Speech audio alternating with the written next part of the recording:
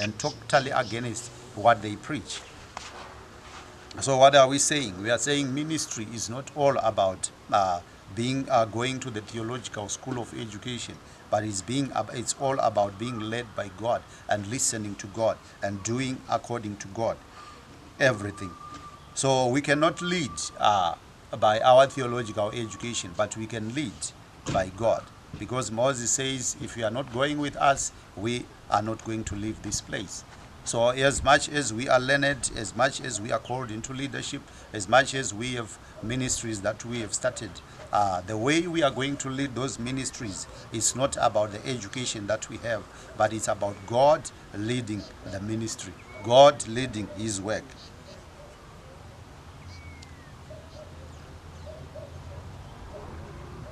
So it's not about speaking, it's not about being on the pulpit. We can be on the pulpit several times, but leadership is not displayed on the pulpit.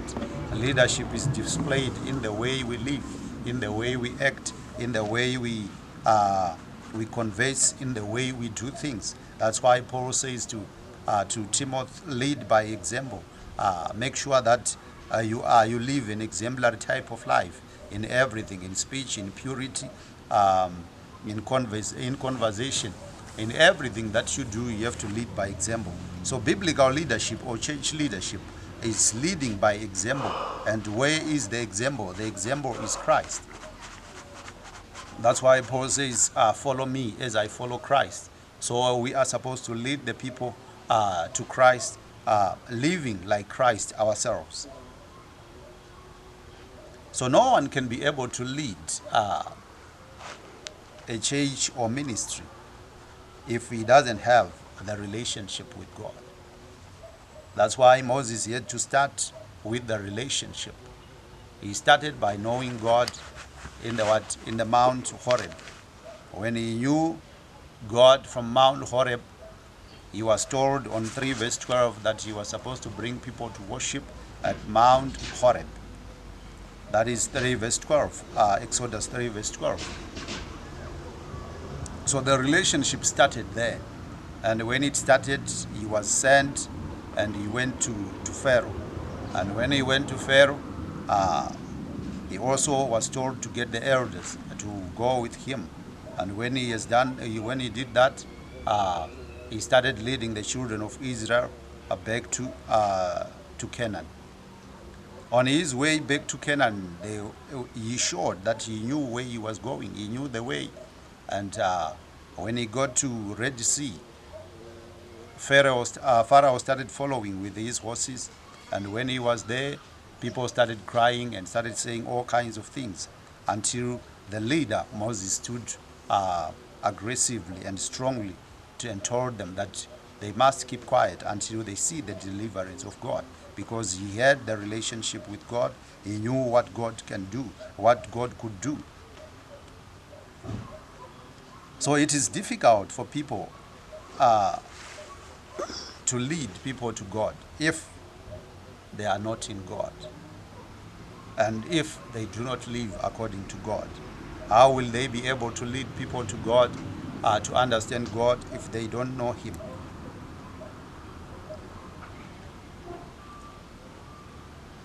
So biblical leadership, it is supposed to be from God, and for God, and to God. Starting a ministry might be very simple, but running a ministry without God is suicidal. It is common these days to start a ministry, but if it does not have God, it becomes a problem. Where will you lead the people? It will be more confusion than ever. Because people, they don't want to be led to a human being. They want to be led to God. Most of the time, we make people believe us than believe in God. So we preach to them and pray for them such that they remain our people. And as a result, they remain attached to us. That's why most of our ministries, they die when we are no longer there, or when we fall. They die because people have been led to the human being than to God. So Joshua, at one point, is told that to collect stones. And when he collects stones, those stones were a testimony of what God had done when they crossed Jordan. But sometimes we might not be able to understand what those stones were meaning. They were meaning that the testimony that was going to be given, it was for God, not for Joshua. It was for God. So all the testimonies that were being given or that were set up by God in the Old Testament, they were reminding Israel about what God had done, not what Moses had done, not what Joshua had done. They were a reminder of that. But nowadays we are not living a reminder of what God is doing. We are living a reminder of what we are capable of doing. So we talk more about ourselves than what God has done in our lives, or what God is doing in the lives of the saints. Just for a moment, let's just look at an overview of Moses' leadership. Moses was called for an assignment to take out the children of Israel out of Egypt. Israel was in crisis. Every leader, when he's called, there is an assignment that God will be giving him. He is not just being called to go and sit. He's called for an assignment, and that assignment should be given by God, not by himself. So there is no one who calls himself into leadership. We are called by God into leadership for a certain assignment. We talk of the judges that were raised during the time of the Old Testament. Samson, Deborah, those were raised for specific assignment to bring people back to God. Elijah, Jesus Christ, the apostles, they were called so that they would bring people back to God and maintain godly standards in the churches and maintain what God wants. So there is a specific assignment for each and every leader. It will be difficult for one to lead when he has not been called and been given his assignment.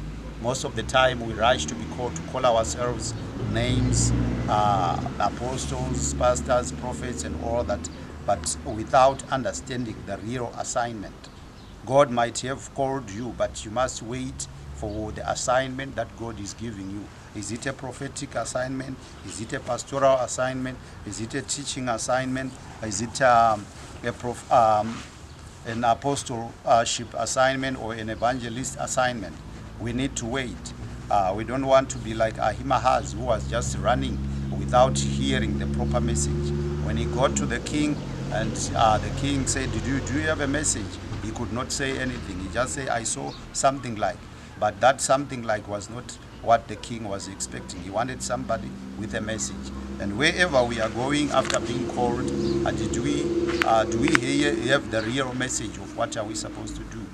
Do we have what God has assigned us to do?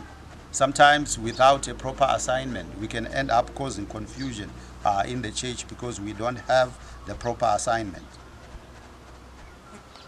So God raises leaders for bringing people back to him. He raises people for bringing back the church back to him and the world back to him. And in this is the time that God is also raising other leaders to go and teach, to go and preach, to go and do the work of God and bring people back to God. Because heresy is penetrating the church. Corruption is penetrating the church. People are sinning on pulpits. People are committing adultery in the churches. And people are having homosexual relationships in the churches. There is a need for leadership that will bring back people to God. So in this generation, we have a crisis. That crisis is the one that God wants proper leaders to stand on the gap, to proper leaders to stand and address things that are supposed to be addressed. Address without fear. Bring people back to God. Bring people back to worshiping God. Bring people to holy, to the gospel of being holy. Bring people back to the truth of the gospel rather than heresies which are penetrating and make people see their pastors as more important than God. Their prophets is more important than God. It's time that the leaders, church leaders, you have to realize or go back to the assignment that they were given by God of preaching the truth and going back to the truth and sending people back to the truth of the biblical truth. So it is important to know why God called you. It is important to know why you are in that particular place. It is important for you to know why God called you in such a time as this. Every time God raises leaders in times of crisis, those leaders are there to work for God. And whom are you working for? As we have indicated before, the questions that we are supposed to be asking ourselves about our ministry: where is my ministry coming from? Where is it and where is it going? Who is it leading to? And who are we leading people for? What is the work that we are doing in our ministries? What does God say about our ministries? It's not about how many people you have. It's not about how big your church is. It's not about how good you are in talking to the people, how eloquent you are. It's about the mandate that you were given by God. Where are you leading the people to? You must ask yourself that question as a leader, as a church leader. Where are you leading people to? Where are you coming with them from? Are they still for God, or they are now your people? Is your church still God's church, or is now your church? As we continue in Moses' leadership, Moses had time for prayer and communicating with God all the time. And the time that he went and also left Aaron in charge of the people, we saw the problem that happened when he left Aaron. Which means somehow we need to train people and get to understand them at the level of their understanding God. Aaron didn't have a relationship with God. It's Moses who had encountered God, who met God, who lived according to God, who was pushing the mandate of God. But Aaron, because he never met God, he never had a relationship with God, he had a backbone, he had a spaghetti backbone, which made him to change at any time. He could be influenced by people. So leadership is church leadership itself. It needs people who understand who God is, so that they cannot just be moved or tossed around by any doctrine, by any influence of the people. Sometimes people can influence leaders in a different way, sometimes by money. When people give you money at church, you might end up not subscribing to what God wants.